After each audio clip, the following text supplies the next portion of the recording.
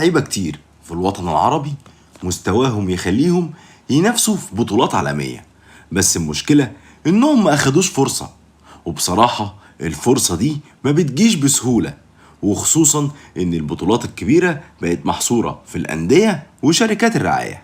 حتى بطولات السوني التنافسية فيها ضعيفة جدا والجوائز لا تذكر، وعلشان كده أنا قررت أغير ده. ومن خلال شغلي في تدريب الأندية ولاعبين محترفين اكتشفت حاجة مهمة جدا، إن في لعيبة كاجوال وناس عادية مش معروفين لكن عندهم قدرات ذهنية واحترافية أعلى من محترفين بيشاركوا في بطولات عالمية. ومش قصدي إنهم أحسن في المهارات والكنترول، لكن قصدي في حاجات أعمق، في تحمل المسؤولية، في التركيز، في الشغف الحقيقي إنهم يوصلوا لمنصات التتويج.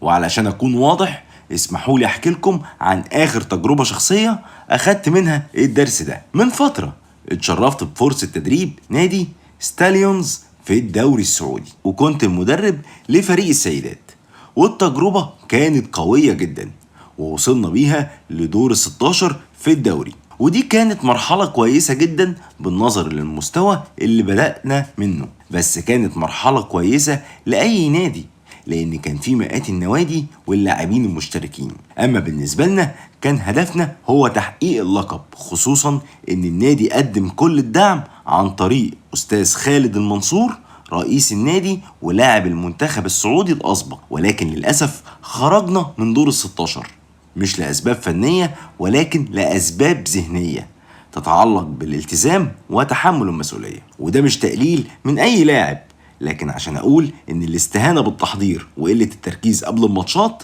ممكن تضيع موسم كامل ومجهود نادي كامل على مدار شهور مهما كان اللاعب موهوب ومحترف. والتجربة دي علمتني درس كبير، إن الموهبة مش كفاية، إنما العقلية هي الأساس اللي بيبني عليه كل حاجة. ومن هنا بدأت الفكرة تتولد، طب لو في ناس عندها الموهبة وكمان عندها العقلية الاحترافية بس مش لاقيين فرصة يظهروا، ليه ما نديش للناس دي فرصة حقيقية؟ وهنا كانت بداية فكرة البطولة اللي أنا جاي أكلمكم عنها النهاردة.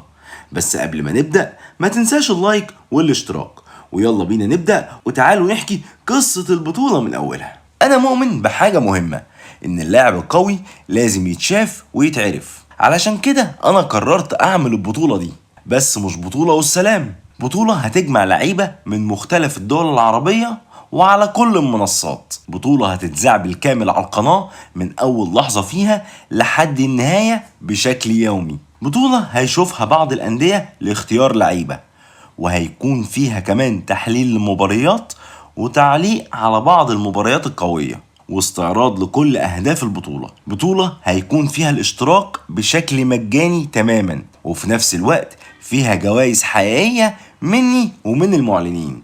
وبالنسبة للمعلنين خليني أقول حاجة مهمة، أي حد حابب يعلن عن منتج أو براند أو حتى مشروع، الإعلان هيكون مجاني تماما على كل فيديوهات وستريمات البطولة من غير ما يدفع للقناة ولا جنيه. المقابل الوحيد إنه يقدم جايزة للبطل أو البطل والوصيف أو أصحاب المراكز الأولى، وبناء على حجم الجايزة هيكون مدى انتشار الإعلان بتاعه. يعني الإعلان ممكن يطلع في فيديو أو 2 أو يفضل موجود طوال البطولة. وهنا الناس ممكن تسألني، طب أنت مستفيد إيه؟ أو أنت بتعمل كل ده ليه؟ بص يا صديقي، أنا مش هدفي أرباح من البطولة ولا حتى من الإعلانات. أنا هدفي الحقيقي إني أقدم حاجة مختلفة وجديدة ما اتعملتش قبل كده، وكمان حاجة الناس تفتكرني بيها، مش مجرد محتوى تعليمي أو ترفيهي زي اللي موجود في مئات القنوات.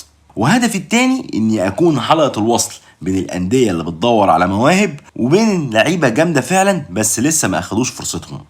لأن النهاردة عشان أي نادي يتعاقد مع لاعب محترف معروف بيدفع له في عقده أرقام كبيرة جدا، في المقابل لو تعاقد مع لعيبة قوية مش معروفة مش هيدفع نفس الأرقام الخرافية. فهنا كل الأطراف استفادت، النوادي هتوفر في العقود واللعيبة القوية هتاخد أول خطوات لطريق الاحتراف، وكمان وجود الإعلانات بشكل مجاني هيكتر من نسبة الجوائز للمشتركين. وكمان حتى المشتركين اللي مش هيوصلوا للمراحل النهائية هيشوفوا تحليل لماتشاتهم من مدربين، وده يساعدهم في انهم يشوفوا اخطائهم ويحاولوا يصلحوها. وتعالوا بقى ندخل على اهم جزء في الحلقه، تفاصيل البطوله. اول حاجه ازاي تشترك في البطوله. انا سايب لك لينك في التعليقات، مجرد ما تدوس عليه هيظهر لك نموذج بسيط تملاه، لكن مهم تركز في كل خانه لان على اساسها هيتم تنظيم البطوله. اول حاجه الايام والاوقات اللي تقدر تلعب فيها، ودي نقطه في غايه الاهميه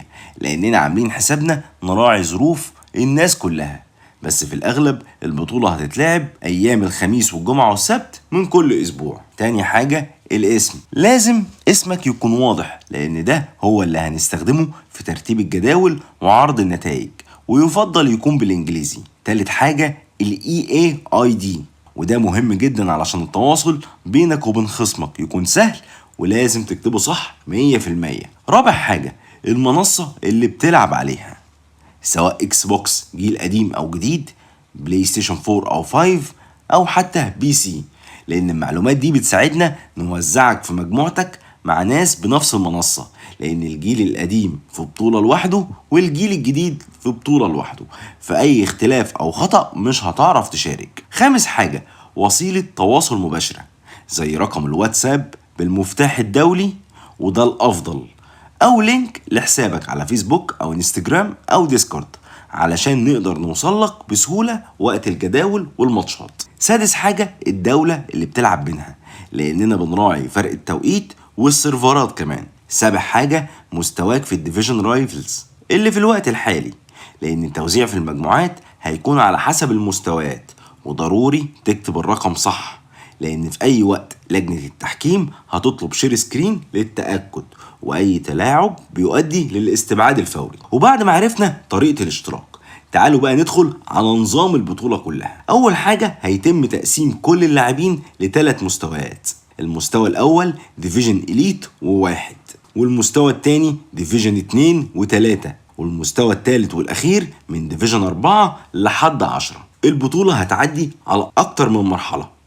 المرحلة الأولى اسمها مرحلة التصفيات، ودي هتبقى عبارة عن مجموعات، كل مجموعة هتتكون من 4 ل6 لعيبة، وكل مجموعة هيبقى فيها لاعب من المستوى الأول ولاعب من المستوى الثاني، وباقي لعيبة المجموعة هيكونوا من المستوى الثالث. كل لاعب هيلعب ماتش واحد ضد كل خصم في مجموعته، واللاعب اللي هيبعت الدعوة الماتش للاعب التاني، يعني لما يكون هو الهوست او صاحب الارض، هتبقى بنظام القرعة قبل البطولة. ومفيش حاجة اسمها تعادل، يا فوز يا خسارة. في حالة التعادل هنكمل لحد ضربات الجزاء. واخر حاجة اول وتاني كل مجموعة هما اللي هيصعدوا للدور اللي بعده او للمرحلة اللي بعدها. وبعد ما نخلص المرحلة الاولى ونبتدي المرحلة اللي بعدها هتكون برضو بنفس النظام لحد ما نوصل لدور ال16، وهنا بتبدأ المرحلة النهائية، والنظام فيها بيختلف من مجموعات لمواجهات إقصائية بنظام بيست اوف 3،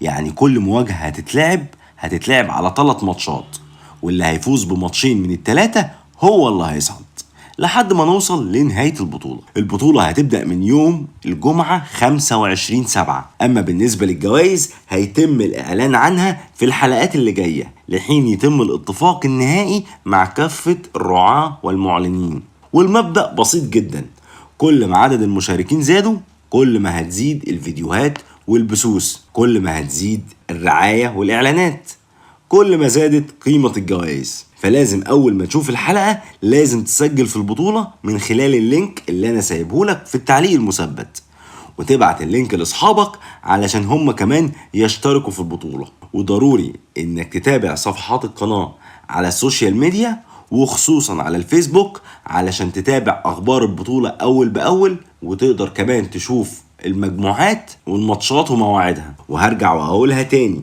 لو انت صاحب منتج او شركة او حتى بتبيع اي حاجة اونلاين، تقدر تعلن عن منتجك بدون ما تدفع ولا جنيه، في مقابل انك تقدم جايزة لاصحاب المراكز الاولى على حسب مقدرتك.